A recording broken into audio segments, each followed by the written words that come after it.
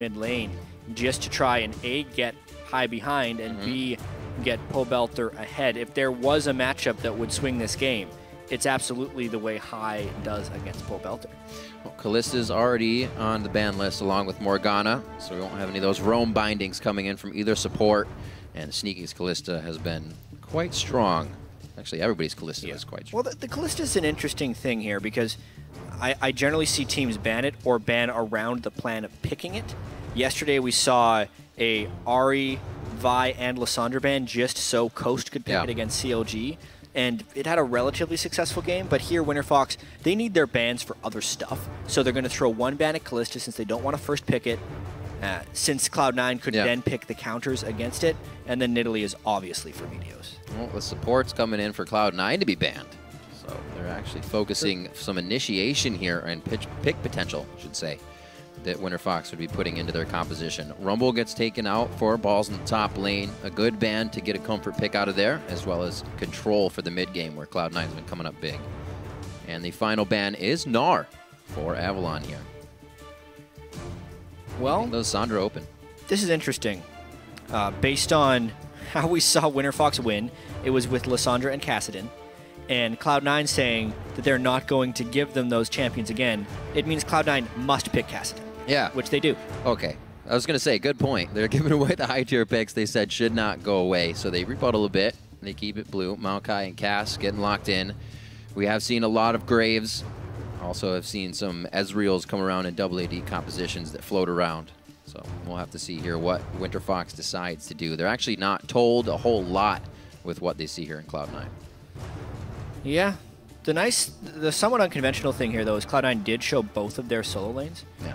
Normally, if it was a teammate game, we'd wait for the last pick to pick a top laner. Or if it's any other team in the world, they'd wait for the last pick to be mid laner. The only exception to that is when it's an obvious feeling power pick, in which Cloud9 has done this. However, Winterfox can still pick Ahri in the mid lane for Pobelter, and I think that's what they're going to do with their last few picks. So whatever AD carry Sneaky has here, he needs to make sure he has a little bit of mobility so he can juke around potential Ahri charms coming in. It's reading a little bit into it, but I do feel like Ahri is the champion for Pobelter, and Cloud9 should operate under that assumption.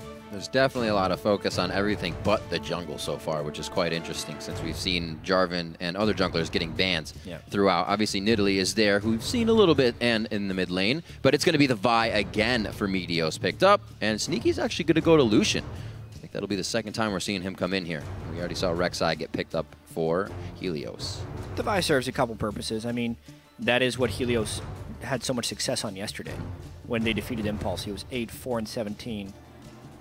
Not to mention, that's where Meteos has found 3 victories so far this year just for himself. You're right. There's the Ahri getting locked in, and we saw that giving a little bit of trouble in the Kassadin-Ahri matchup yesterday. Going towards the Kassadin, getting pushed in.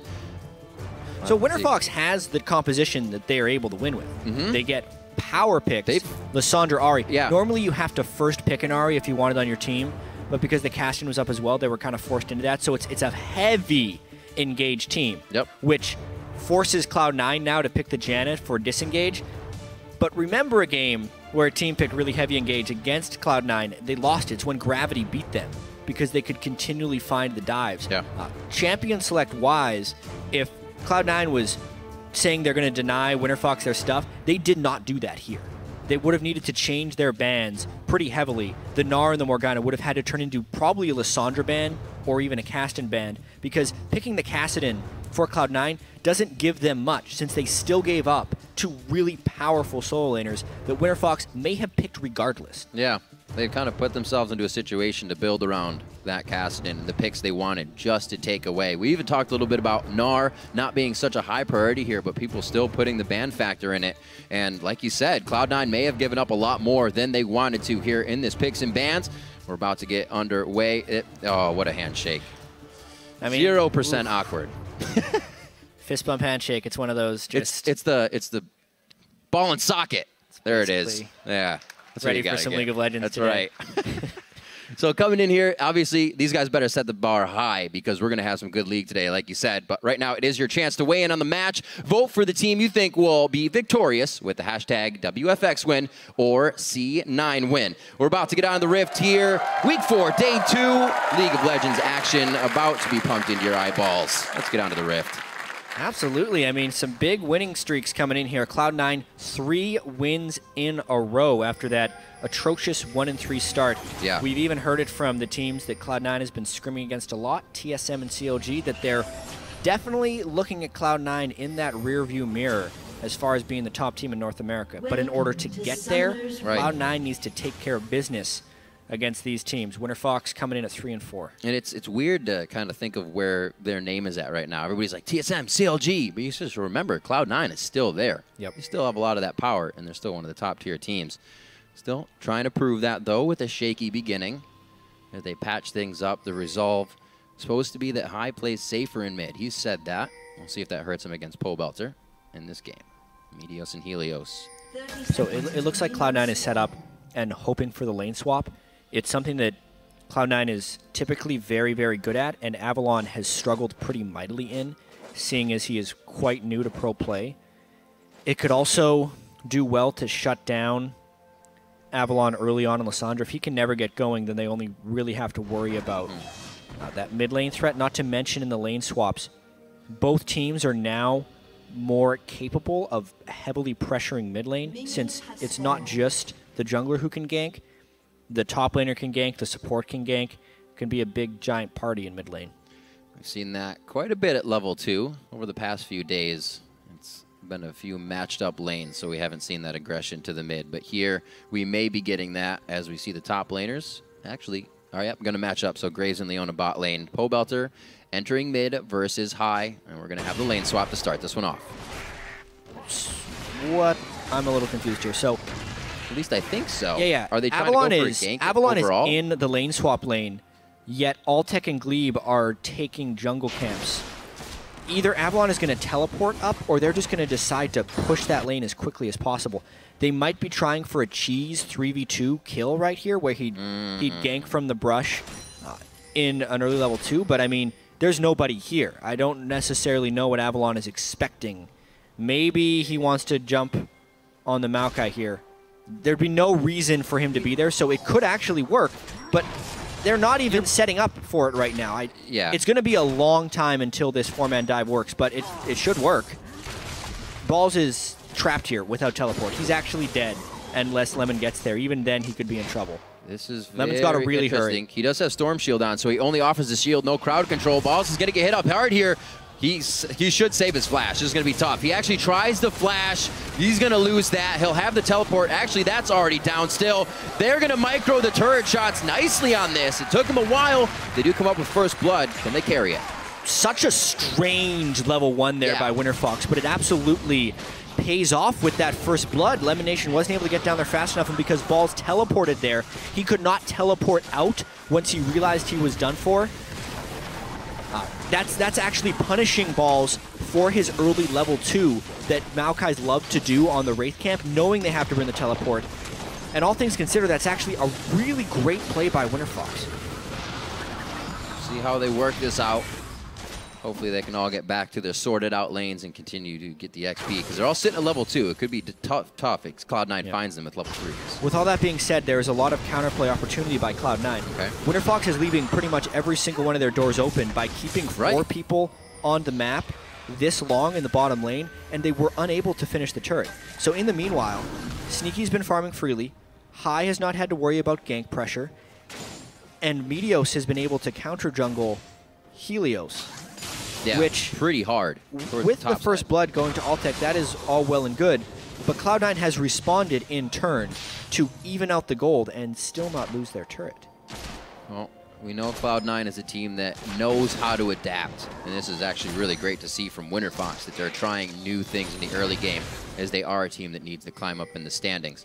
It's about holding that lead. And right now the kill did go over to Altec. It should be able to help, but the lanes are still swapped, and Sneaky was getting free farm this whole time all to himself. I'm really interested to see what happens now, only because, you know, we see so many lane swaps, but we don't see lane swap starts quite like that, especially when they're able to net kills and still maybe not even be beneficial with how much Winterfox actually invested in that. You know, Avalon waiting in the brush for so long, the support and jungler taking all that time to go around, and then after the kill, sticking around longer. Yeah. I think may actually be the straw that broke the camel's back for Winterfox's 4-man dive play, since you can see now, what is Avalon actually going to do against a level 5 Sneaky as a level 3 Lissandra, who just hit level 3 in that top lane?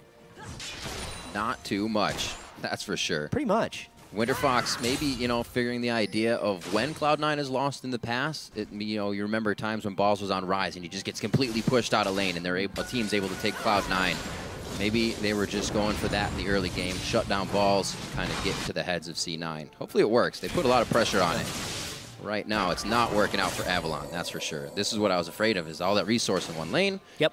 You're just going to lose the other ones, like you said. It's a 2 CS Lissandra with a Doran's Ring. 2 CS. Altec doesn't have a CS advantage here. Balls has 24. Like, the kill was good. Yeah. The sticking around was not good by Winterfox. So they outsmarted themselves there. They had the first gank that worked wonders and continued on a path that then turned out to be flawed. We'll see if Avalon does get any help, or he's kind of just left to himself. We have Helios on the top side right now. Could be bad for Sneaky if he gets himself into a poor situation. Looking at that gold. Oh, no. Only 400. Altec just wants the BS sword, man. He's close. He wants the BF sword to get back with some potions as well. Looks like he's achieved it. Yeah, the other thing that we're going to need to touch on here, because early game is actually coming out surprisingly in favor of Cloud9 after giving up first blood, mainly because Sneaky versus Avalon is such a lopsided matchup, and Balls has not been set back when all said is done by that gank, because he was able to CS after returning to his lane. But it's more about the way the team fights will play out, because now, if everything was in an even farm environment, the Avalon plus Pobelter could put probably enough pressure onto Sneaky to be able to kill him. But if Lissandra cannot get to that point of farm, just the Ahri diving in there may not be enough, especially against a Maokai and a Vi, 2 people that can temporarily lock down the Ahri and stop her from dashing. Means Cloud9 will be able to peel away, assuming Avalon cannot farm. They did leave that Ahri up. Seems like they had a reason for it, that they could lock it down. So not afraid to play against Pobelter's Ahri.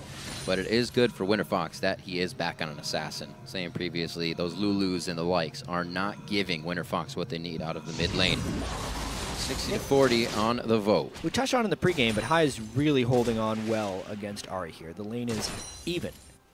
As the Kassadin versus Ahri matchup, it's supposed to be a somewhat even matchup. Kassadin is actually good against a lot of casters, but Ahri should probably win this one, and if not win, be able to shove Kassadin in and roam.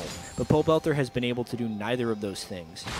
So therefore, I would consider this a win for Cloud9 actually in mid lane. Hai is definitely playing stronger, and he's currently lowest at average CS at 10 of any of the mid laners. So going toe-to-toe here with Pobelter, just 2 minutes off, or a minute and a half, means he's definitely putting up a fight. Meteos gets the flash Q on. That's going to be the lockup as well. The ignite is ticking. Will it burn? He cannot stop, drop, and roll, and that one goes over to Hai. Huge gank right there by Cloud9. Oh, that's some more problems. We said it was coming. It was just a matter of time for Sneaky in the top lane, too. Unacceptable there for Winterfox to leave Avalon on an island up there, or even put him in that situation in the first place. Some nice plays there, and it continues. Cloud9 winning around the map. Going a little too hard everywhere, and Cloud9 takes advantage of some small mistakes. Every lane gets a kill. Yeah, and maybe more, because they know Altec is pretty low. Here comes Hai. No, too dangerous. Exhaust on a little too early. Looks like... So they burned both summoners from Altec, which I would say is worth it. Not really time to analyze those plays, though, because Winterfox striking back. Sneaky getting close here. He knows he can fight this out. This is what I was talking about, as the top lane gank may not work out for them right away. They are actually forced to use a flash to get that one back in for Avalon. Yeah, once Helios closed the distance, though, there's no escape for Sneaky. He thought he'd be able to burst a kill down, but the flash prevailed for Avalon. Overall, though, trying to wrap our head... That just got explosive. Yeah, exactly. Meteos getting the Warrior enchantment is big because we saw glimpses of the lockdown and closing that Vi casting can have on the Ahri. Assuming Meteos can land that initial punch on Vi and then follow up with the Assault and Battery, Vault Breaker 2 Assault and Battery, it's enough damage that just high jumping on the back of it will be a kill. That's going to hurt. Even with the Ignite down, Pobelter still has to be afraid now. Cloud9 starting to take a nice, say, map lead. The gold lead's not really there for them, but they are feeling very sure about taking some of these engagements. Let's see if Sneaky goes anywhere else. He will now start to return to bottom lane after his foray, farming in the top by himself for quite some time. He'll have all this minion wave crashing into him, so he catches back up to Altec with that, and it's pretty much everybody waiting for the dragon here. Really high value for Winterfox just now. They cleared 3 pink wards within a 15-second span. That's actually 300 gold worth of investment by Cloud9. Yeah. Cleared out just like that. Helios getting 2, and then Gleeb on the roam. They are taking advantage there of the lane swap back that Cloud9 just did, which was a really good play there by Winterfox. So how tight are things going to get for Winterfox if Avalon cannot get himself going? Pretty much fly in and get exploded. Pretty tight, honestly. It's more about not so much Lissandra getting exploded because she can become untargetable. It's about people caring about her.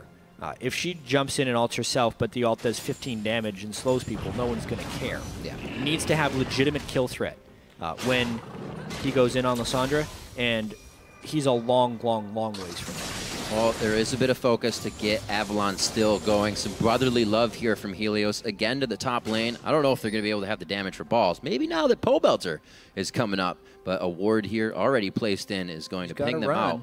Still could be dangerous. He makes the right choice. Yeah. 2 turrets, though, are going to be going down for Winterfox, which is the long result of the early lane swap where they almost took the turret. Cloud9 needs to prioritize their lanes a little bit here, but they are choosing the dragon. No. Pushed off of it, yeah. That Great Void Rush. The Void Rush was huge right there, but now they may be putting themselves in a compromising position. Let's see how this culling fares. Oh, AD carry sporting the same amount of damage, but that's a caster to an auto attack carry. Oh, this is going to be big. Helios takes the pop-up, and he can't get in for any more damage. The Monsoon begins to heal some more, and they get out pretty safe. Nobody dies on that one, so we could still have a pretty good fight coming on. Cloud9 is able to pick up the dragon overall throughout that entire back and forth. So it's like they'll take what they got and head out, actually. I'm amazed that this turret's still at half health in mid lane.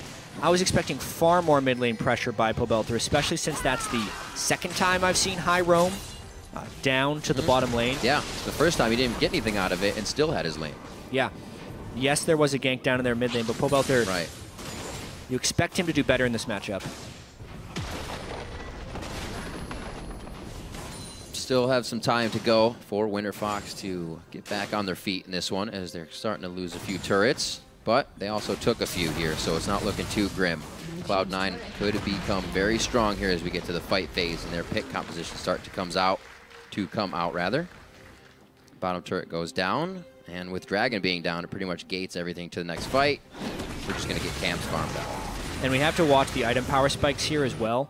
Cloud9 has gone with the double Rod of Ages, which is expected on the Maokai and the Kassadin, but those will be charging up for the next 10 minutes. They both pretty much just completed them.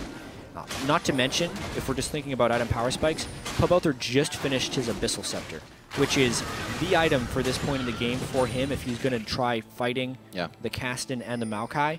This is the moment, because of those item power spikes, that Winterfox needs to make a play. Or Cloud9 just wants to make it so Pobelter can't make a play. We'll see how this mid lane collapses on the game now with the outer turrets being downed. Well, making plays and having ways to make them safe is what Winterfox is trying to do. Double Sight Stone, bringing that out quite early, especially onto the Rek'Sai. And actually, Avalon went for Lucidity Boots within his build here, so that's what he's trying to just do for himself. Gleeb, however, goes in, thinking he can find some aggression, or rather get aggressed on as he finds a pink ward to head out. Cloud9's pink wards are not lasting very long. They're having to invest a lot on it. That's the 4th pink ward kill we've seen on screen. Good movement from Gleeb. Yeah. He's been keeping himself mobile around the map. If he can't get the engage, then he's got to be doing other things, and he's definitely keeping stuff on the list to check off. Avalon now to farm more in this top lane. He is just about 50 CS down right now, so he's got some work to do. Balls all by himself, like we said, stacking those Roas. LemonNation is just keeping high, safe in the mid lane. Cloud9 should be happy with the way this early game is going. They're actually able to repair a big folly there that Winterfox put onto balls. And now that Cloud9 has finished the turrets in the top and the bottom lane, they should be pushing mid to try and equalize this turret game and get some presence amongst Winterfox's jungle.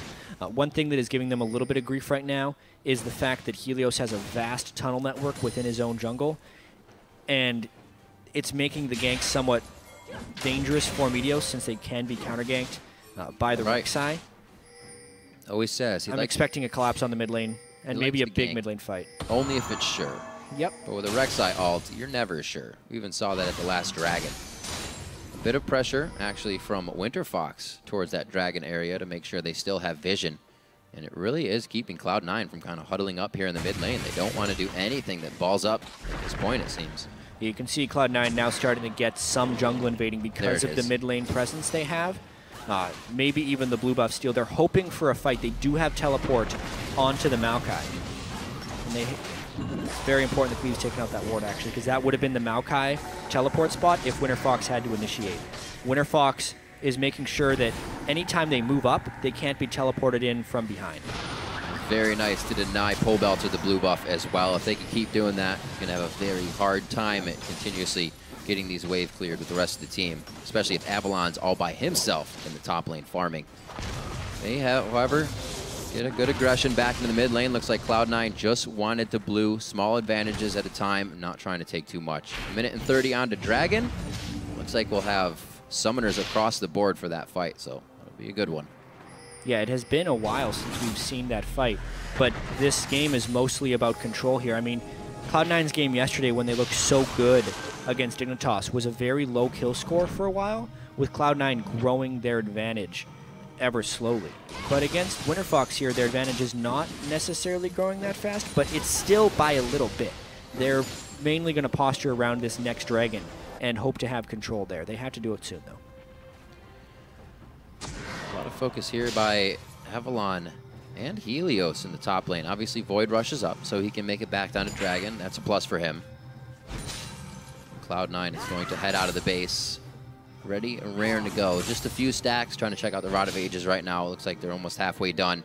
And Merc treads really across the board for the tanks on this one. Balls and Meteos focusing those to keep up in the fights. Yeah, I think High needs to be going back to base, though. He's sitting on 1,500 gold, and we're 30 seconds from the Dragon, plus he's on completely the wrong side of the map. That's a huge amount of poke Sneaky could get on to Helios, though, almost forcing him to recall before Dragon. Not mistakes you want to be making. Should be able to get a little bit of health off of his bar once he goes into Burrow. We have Avalon backing. He can teleport up to this Dragon, and you can see that's what Cloud9's eyes are on as they start to rotate towards the bottom of the map. A huge fight can still come from Winterfox here, and we've seen that's why Cloud9's playing pretty respective in their pushes, in their warding. Yeah, this is potentially dangerous for Cloud9. They still want to take the fight because they have the positioning, but High is sitting on 1,800 gold. That negates the advantage that Cloud9 actually has in this game, the fact that he has all that unspent gold in his pocket. It's going to be a positional battle, though. Let's see if anyone can get him engaged. They posture for mid and try to dictate the fight. Gleeb onto LemonNation, maybe trying to get the Monsoon out before the rest of the team gets there. They're onto Pobelter immediately, but Meteos is forced to get out of the fight. Helios and Gleeb both go down as Winterfox has a little bit of trouble continuously heading into the fight. The Ignite does tick down onto Avalon, and Cloud9 assessed that one nicely. If Cloud9 wins that fight, I'm hard-pressed to see them losing fights here. Yeah. They were sitting on so much gold from Kassadin. They were able to tick out Winterfox by the end of it. It wasn't even a... I'll have to watch it again to see how clean of an initiation it was by Winterfox, but the Rod of Ages were also not fully stacked up, so everything is pointing towards Cloud9 just getting stronger here. And they get the second Dragon. Second Dragon, nice and easy after that fight. Kills actually going across the board as well, so everybody's getting a little bit. And Gleeb goes right for LemonNation to start. Yeah, I think he was hoping to stop the Janna ultimate and burst him down, but they weren't able to combo enough CC, and he gets out a somewhat full heal. Really strange target prioritization by Winterfox there. They did Lissandra ult on the Janna, who'd already spent the ultimate as well. So maybe I misspoke a little bit by Winterfox could not win a team fight. They played that team fight really poorly. Right. Targets selection-wise. But it does kind of underscore the fact that Avalon is really far behind. He blows his ultimate on an underfarmed support and still isn't able to do much.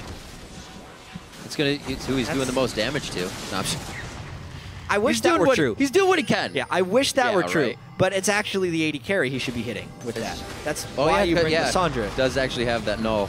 The little bit of magic resistance. But I don't know if they can even get into these types of engagements. There's a twisted advance. Fence from Maelstrom on. They're actually going for Gleeb, one of the tankier champions right now on Leona, and they're able to take him down to about 20% HP. Things aren't looking good, and Cloud9, it looks like they're now not afraid to put on a little more pressure as they enter into the side of Winterfox. 20 minutes in here, and Cloud9 starts to dictate a few. We saw that mid push to take the turret as well just after the dragon, so they're getting what they want here in the mid game. Yeah, it has been actually a relatively well-played game by Cloud9. Despite being surprised early on. They're actually able to keep their wards up now, too. That'll make things just a little bit easier. Altec did pretty good versus Sneaky with the lane swaps going on. 192, 182. He's just a bit behind on what could be a Phantom Dancer or a Static Shiv. Probably a Phantom for him on Graves. Altec has been edging towards the Phantom Dancer since he typically wants to hyper-carry these games. Graves, though, sometimes goes for more caster-heavy builds. He's going Static Shiv again. A strange little item pattern we saw with Altec. Start of the season, he was Avarice Blading really early and sitting on it. Yesterday, we actually saw him build 2 Brawler's Gloves instead of an Avarice Blade, just for more crit chance, and then he eventually built into a Static Shiv. Again, this game, we see him deprioritizing the gold generation of Avarice Blade with Zeal first. Right. Altec's actually more about early game and immediate power, instead of trying to get that little bit of extra gold efficiency off Avarice Blade. It's good. I don't think anybody's really ever questioned the Altec play. He's always been a pretty solid AD carry. Either side. Yeah.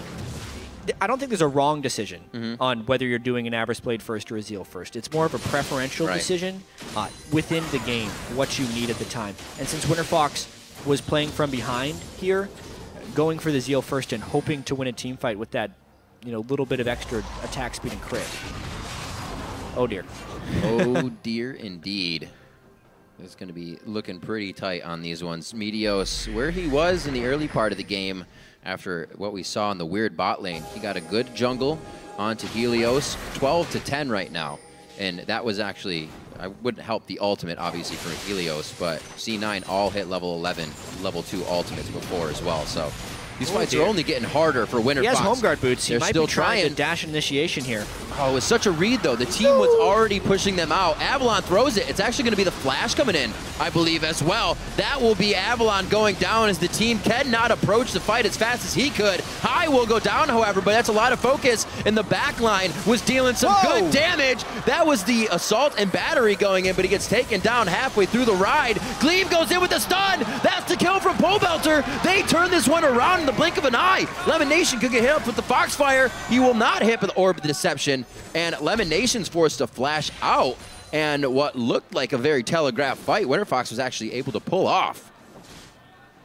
What not to do, over-aggression 101, displayed by both teams in that last fight. Like, the initiation with home guard boots was traveling way too far. Right. It was telegraphed, and we expected Cloud9 to turn around, which they did in a 2-for-1 fight, but then they overstayed again. I mean, watch this. Avalon, everybody knew what was happening here, and he burns his ultimate with no Zhonya's, so he's dead, right? Yeah. There's nothing he can do there. And they're like, okay, great, we kill him, we can kill one other dude, time to back away. They trade 2-for-1 after this high kill. I feel like Meteos didn't realize how low he was. He's 1 hit from death. He's not able to lock down Pobelter, and then right here was a really nice outplay by Gleeb, flashing the stun into a charm. That was the moment in the fight where Winterfox did outplay Cloud9, but 2 mistakes before that, 1 by each side. Definitely seeing a lot of individual play in these team fights right now. Hopefully they can start to sew it together and really get the fights to go their way without losing the majority of their team on both sides at this point. 30 minutes, or rather 30 seconds on the Dragon as we're at 25 minutes into the game, and it looks like Cloud9 has actually gotten themselves quite quick back to where they need to be. High was just kidding. Just kidding. That fight result with Pobelter picking up the kills as well as Altec makes this game really interesting now. Winterfox, while they are still behind, could very well win this game. If Pobelter gets the right stuff off on Ahri now, with his desk cap completed, you kind of shovel dirt on everything you just did. Trying to shut down Pobelter, he just got all the kills he needs right back in the game. But now it's up to Winterfox to be able to carry that. The young team, if they can continue to go forth with this advantage. Just 1,000 gold down now, about 2,000 gold. They're able to pick up a little more if they can get to these next turrets, start denying more resources of Cloud9. But they're still afraid of the fight. They know that that fight happened because they were able to make a play. It's not going to happen just because they fight again. Well, maybe it will. The play. He tries to make it. Oh, they do it. Will they take down balls as well? They do know they need to make another play, and the play is made. It's because they caught LemonNation. The thing that they didn't do in the mid-game team fight and looked so bad doing because they couldn't lock him down. This time they got the charm onto LemonNation and instantly blow him up. Plus they get the Dragon after this, which is not to be understated. The attack boost they get from that 26 minutes in is really, really valuable. Whoa, a turnaround. Boy. Charm. I mean, Pobelter made a play. Avalon was there as the distraction. He's like the fullback running in first. Pobelter goes in, scores a touchdown, lands the charm on LemonNation. Dang, that was good. I like it. That's what happened in that fight. It did. Avalon's just free to fly into these and go down now. Pobelter is able to make the plays. He's got his backpack open, and he's squeezing every one of his teammates in now. 8-8 on the scoreboard. And it's still the same gold lead throughout that one. Obviously, Dragon not giving you any gold, so you can see Winterfox is trying to climb back in through just soaking up the rest of the map. Good items. 304 for Altec. 253, and he actually went static Shiv instead of the Phantom Bits. Which fooled us. Got me this time. That seal. Bloodthirster is quite close to be finishing up for Sneaky, though, which would make these fights much harder unless he gets burst out like he did previously. But with Sneaky's positioning, I'm sure it will be a big boon for him once he gets that completed. Oh, all right. Okay. Close one. That was close. Pobelter's got blue, though, which is important. Good. Winterfox really wants Avalon to be able to finish Zhonya's because then he can actually be the distraction that Pobelter needs. I'm also not entirely sold on LemonNation's ability to peel on Janna here. Lissandra's untargetable half the time when she's in your team. You blow away Ahri, and she comes right back because she gets 3 dashes. Well, yeah, Janna's the champion you need when you need disengage. It's not enough as the only disengage. Maokai can help a little bit, but then if Cloud9 gets too concerned with peeling for Sneaky, they're not going to be able to do any damage on their own. It harkens all the way back to the draft phase when they're actually giving Winterfox what they want. Winterfox needs to be able to have everyone piling in. We've seen some desynced games from Winterfox when Avalon goes in on Gnar and everyone's like, whoa, man, you're crazy. What are you doing? But here, Ahri, no matter how far Avalon goes in, Ahri and Leona can catch up. Everyone else can dash in with them. As long as it's not home guard. Yeah. Even then, they almost did it. Yeah, even then, they were really close, able to close that gap quite quick. Meteos using Raptor buff now. They're going to get cleared wards here. The buddy system for Cloud9, they don't want to get picked off in any of these fights. And we see the Winterfox is going to kind of dictate a little bit of pressure mid here. This is actually how they found their last fight, just kind of standing in mid. Quick teleport to the ward, which they've actually replaced the same one as well to continue vision if they are or are not in the mid lane.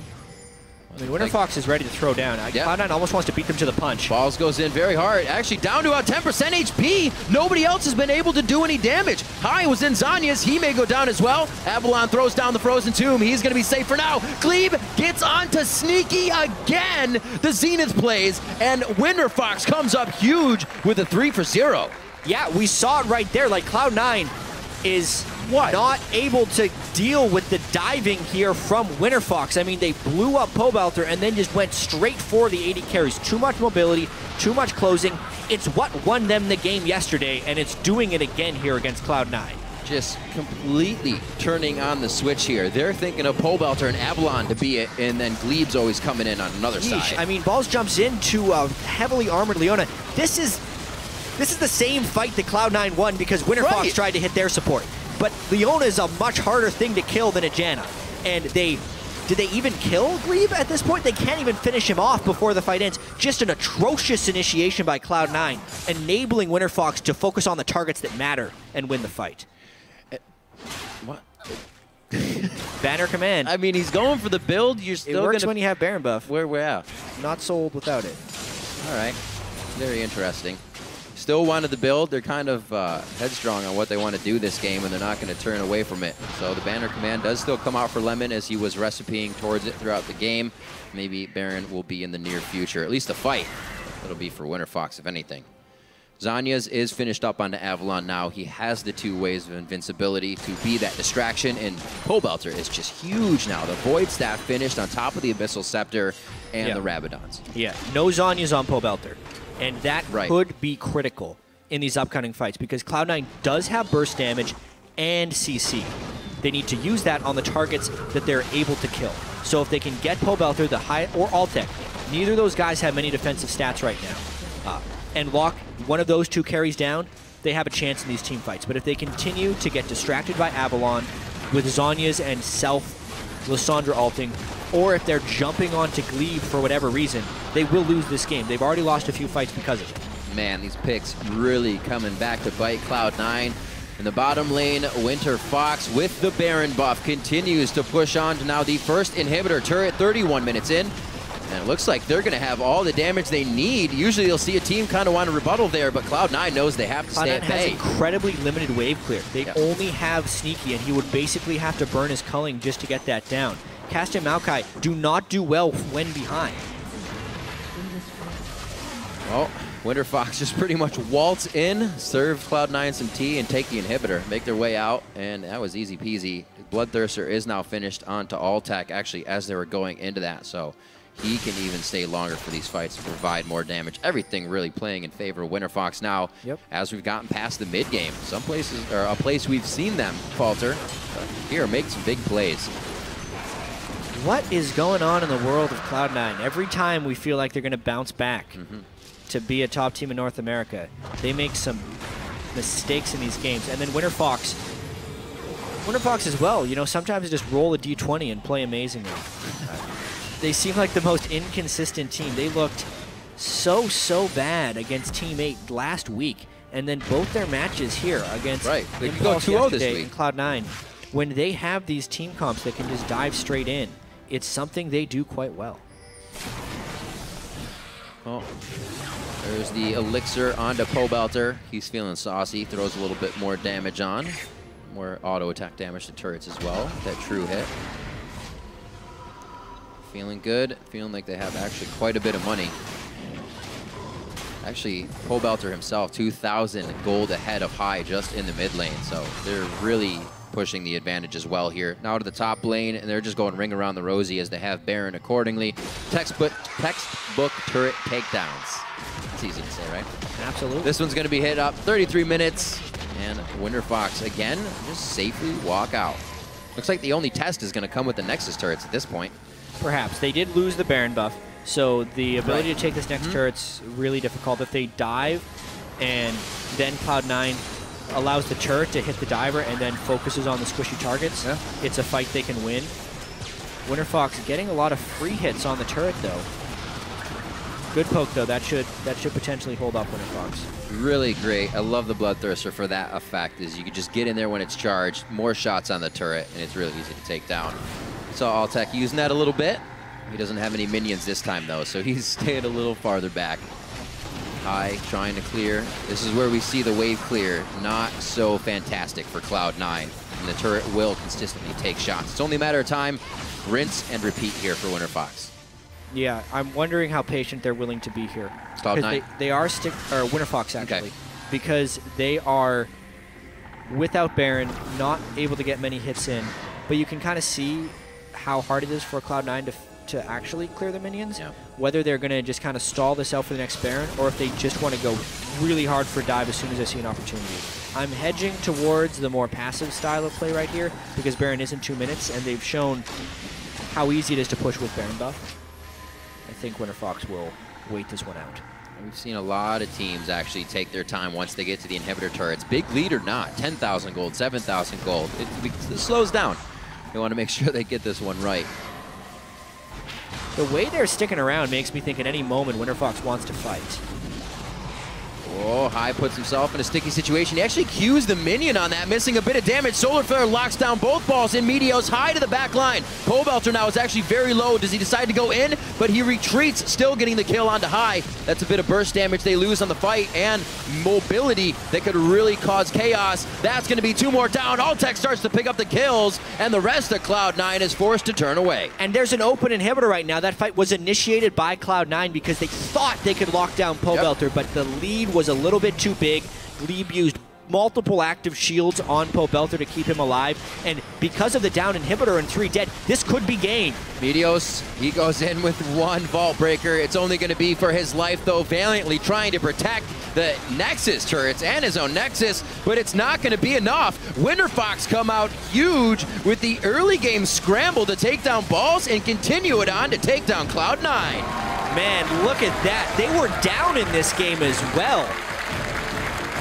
Winterfox coming back. They were 2-4 heading into this week. They win both games against pretty highly touted teams, Impulse and Cloud9. The inconsistency is real with this Winterfox team, but they were consistently diving the enemy this week and doing it well. That early game, it's still kind of going back and forth in my head to what would have happened if they didn't kind of mess up, right? Would it have been a much closer game all the way through? They came back, which impresses me more than, you know, the fact that that early gank worked, is that they got through the troubles. Avalon didn't let himself get down and actually became a big factor once he got to his Zhonya's. They kept their head in the game. That's pretty much what I'm saying. That's what Lissandra needs to do. You need to get to your cooldown reduction and your Zhonya's. You did it. You're Lissandra. But until that point, he's not super effective. Because, honestly, because of the mistakes of Cloud9, and it really felt like Cloud9 fell apart in that game after a few lost team fights. It ended up being a very quick win. There were multiple fights there. Winterfox was the team with the initiation mostly, but the last 2 fights that were big and deciding were Cloud9 deciding to go in. Meaning that LemonNation's Janna pretty much useless in that case. They were never actually able to finish the target that they dove in on, which, to Winterfox's credit, they were able to capitalize on those fights. It was definitely not a top team in North America performance there from Cloud9 by any stretch of the